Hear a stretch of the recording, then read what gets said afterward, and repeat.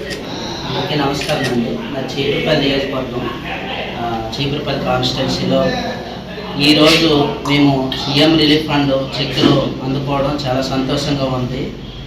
ఈ విధంగా మాకు సహాయం చేసినటువంటి సీఎం నారా చంద్రబాబు నాయుడు గారికి, అదేవిధంగా లోకేష్ బాబు గారికి, ఇక్కడ లోకల్లో ఉన్న మా నియోజకవర్గ ఎమ్మెల్యే గారు కళా వెంకట్రావు గారికి, అదేవిధంగా రామ్ మల్లిక్ బాబు గారికి మేము ప్రత్యేకించి ధన్యవాదాలు తెలియజేసుకుంటున్నాము.